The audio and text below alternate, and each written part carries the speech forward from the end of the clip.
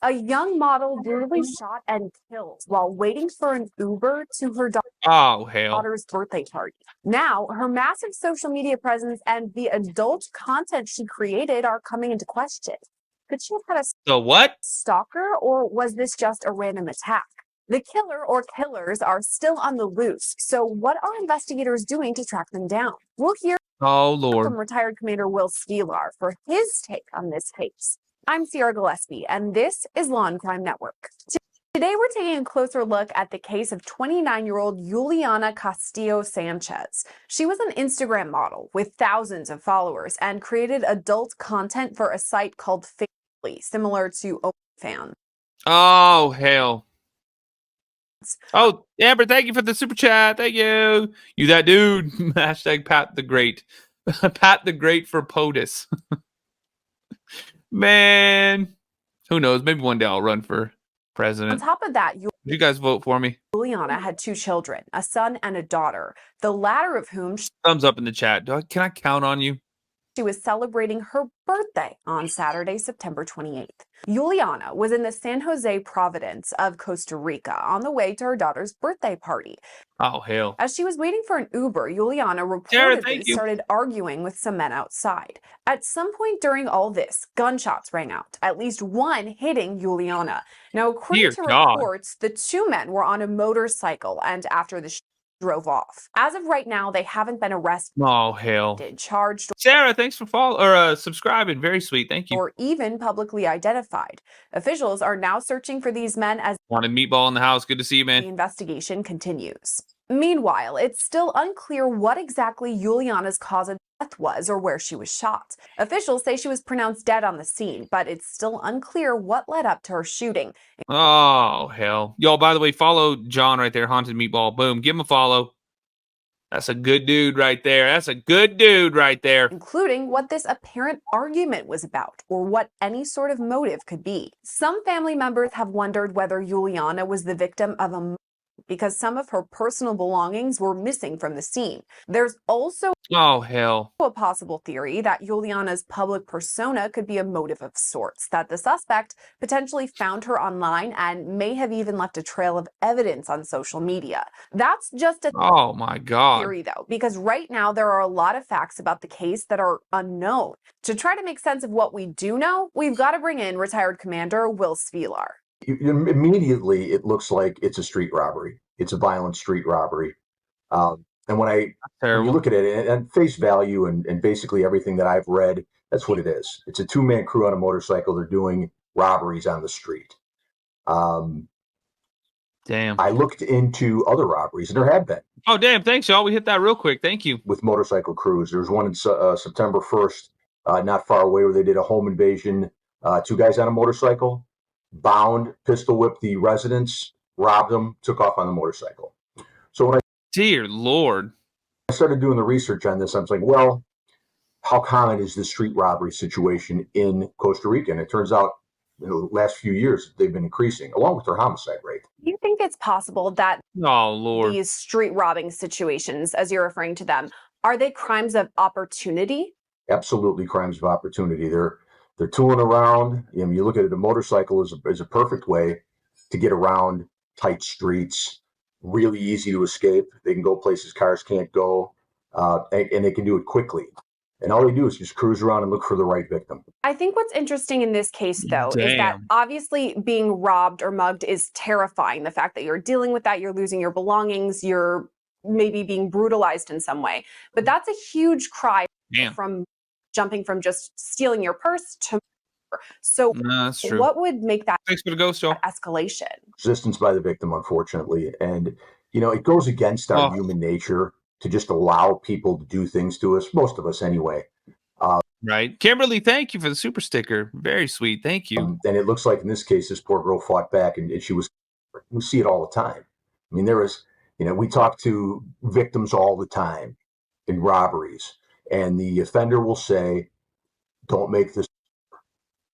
So basically, God, it's terrifying. Carol, thank you. Tara, thank you. Basically, they know if it escalates, they're going to react with increased violence. And unfortunately, I think that's what happened in this case. It's resistance by the victim. But still, there are a lot of questions in Juliana's, including her cause of So why is it that this info has yet to be released? I don't know how they do it down there in Costa Rica. I know that some of the news reports I read said it was a gunshot wound to the head. Oh, Lord. I don't know if they have to Tara, thank you. go through whatever channels they do. But, in this country, it's right after the postmortem, they give you a cause. At least. Maybe not the manner, but at least a cause. I don't know why they haven't released that information. Looking for the suspects in this case, obviously we have a couple of witnesses who said there was some sort of argument, there were people on a motorcycle, but how are they working to track these people down? If there was any surveillance video or ring camera, things like that? Absolutely. I mean, that's the first thing you got to do is to see, is there video surveillance? And then you have to get out there and you got to canvass. You got to pound the pavement. You got to talk to people. Right. Shelly, thank you. Dilo, thank you. Angie, thank you. Knock on doors. It's the middle of the day. Me, thank you. Again, like we say so many times when we speak. Thanks for not playing Jip. Patrick McGray for president. Perfect. Somebody saw something. And you have to get out there and try to find it. Be it, I mean, you don't necessarily just have to canvass people either. You can canvass properties. What I mean by that is we always take a look up at the corner of the building for video surveillance. And, I don't know how advanced they are in technology down there, but this is a pretty good sized country. I think there's like 5 million people in this country. And they should be technically advanced enough to at least some of the business have some kind of video surveillance. But video surveillance, and you have to pound the pavement and talk to people. You mentioned there's kind of been a wave of these type of crimes recently, at least. You mentioned one in September, and this one that's what they're trying to find out, John. Again, was late September. Do you think it's possible that Costa Rican authorities are going to reach out to the people who are involved in that to maybe compare notes, see if it's potentially the same suspects? They absolutely should do that. They should absolutely talk to each other. We used to do it all the time between districts and areas where if we see something that maybe looks a little bit like something that we had in our area, we'll talk to another area, see what they had on it. They may have some more information. They may have caught the people that were home invaded, may have some video surveillance. And you can match things up, motorcycle type. And I guess they kept their helmets on, but how many times do people change their helmets? So at least you can have a Juanita, thank you. general idea if you're dealing with the same crew. But, like everywhere else, there are multiple crews working doing these robberies. Something we talk about a lot in not just this story, but all of the other cases that we cover is digital evidence. Because again, we already mentioned the security camera video, things like that, but also everyone has their phone with them all the time. I mean, they are taking pictures or texting, it's showing their location. Is that something that investigators are then going to take a look at, actually her cell phone? Absolutely. Yeah. You absolutely. If they can find it, if it didn't get taken, because they said they took a bunch of her stuff. Absolutely would do that. And they should have done that immediately. Right. Ping the cell phone if it's not there. Ping the damn cell phone if it's not there. Michelle, thank you for the cats. Thank you for the kitty cats. Y'all almost halfway there. If you know that she got a cell phone, it's missing, you start to ping it, as we call it. Again, I don't know what their technology is like down there, what kind of cooperation they're going to get from a cell phone company or provider. But that's immediately what we do. We want to try to find her property. And again, if the phone pops up in a pawn shop, now you got another avenue.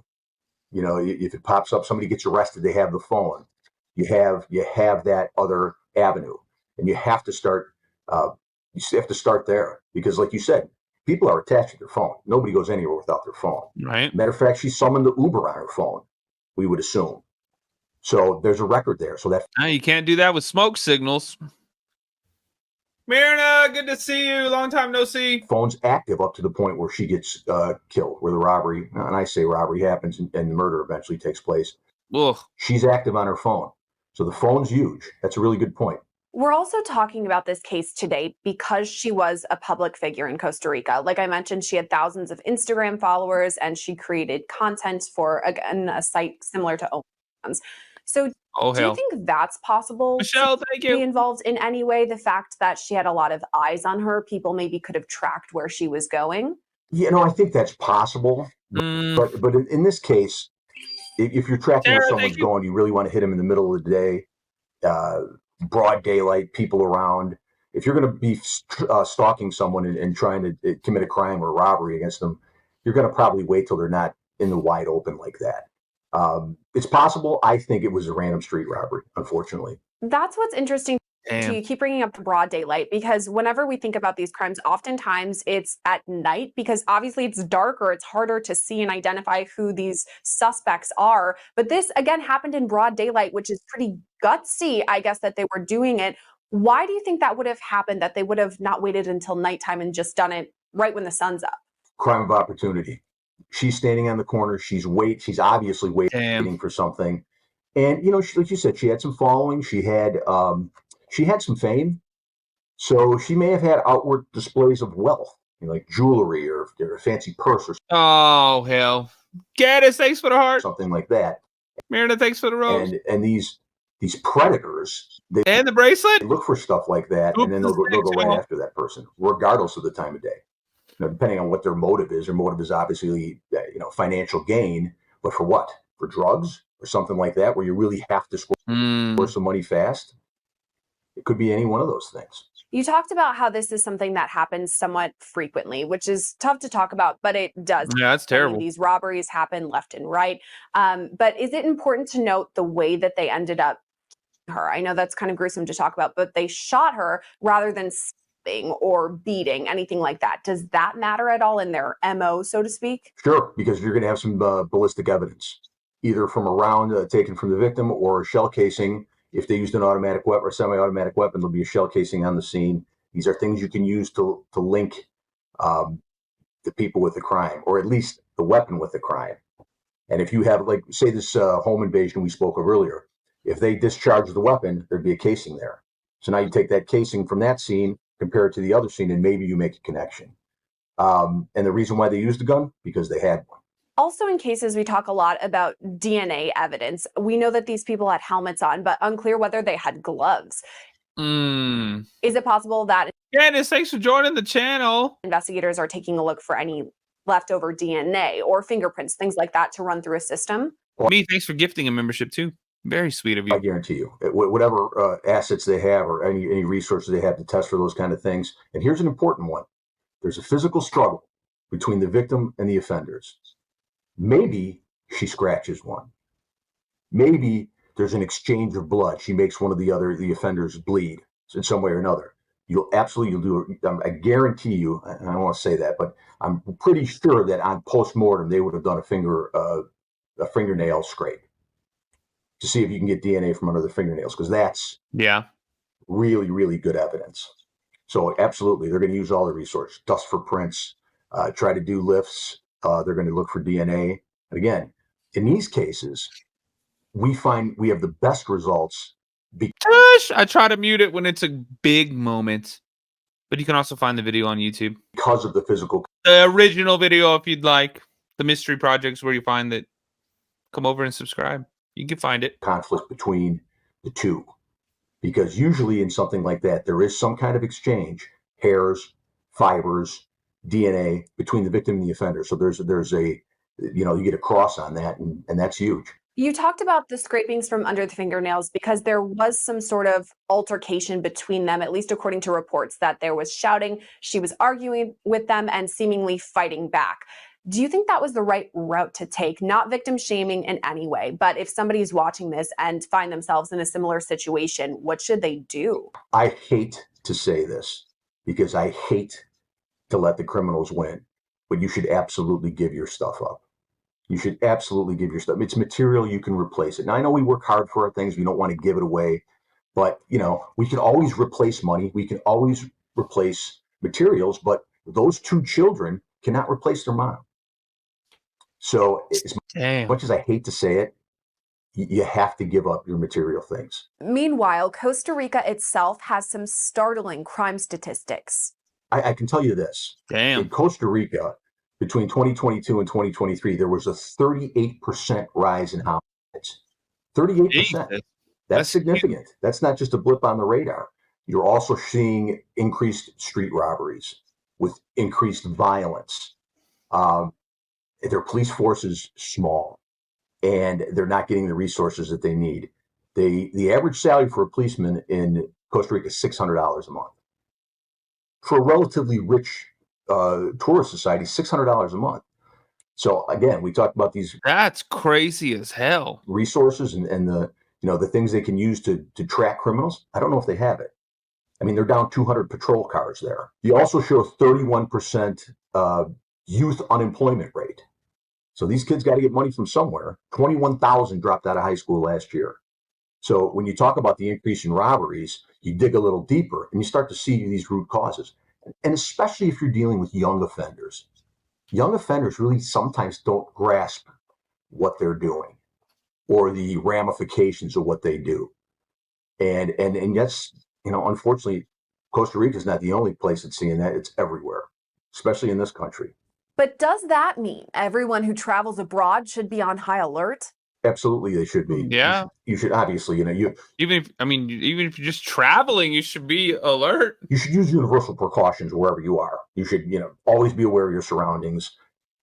But when you go to places like that, we spoke of it earlier, you don't try to flash wealth. Don't have a rollie hanging off your arm. Don't have a giant ring, things like that. I mean, these are things that anybody can see. And you don't know if these people are working with other people on the street either. Okay, I got a mark sitting outside wherever. Damn. They got this on. Zoom. I mean, I just got back from Canada. Even Canada, I'm like, keeping an eye on you crazy Canadians. I'm joking. Yo, Canada, you guys are amazing. You guys are pretty damn awesome. Not gonna lie. Now here comes the motorcycle and here goes the robbery. So you have to be aware of your surroundings. You can't be flashy. And again, we work hard. We want. Also, I was in Quebec, so I had the French Canadians, the Quebecois. Wear our nice things. We want to do. Now, y'all do get a little crazy sometimes.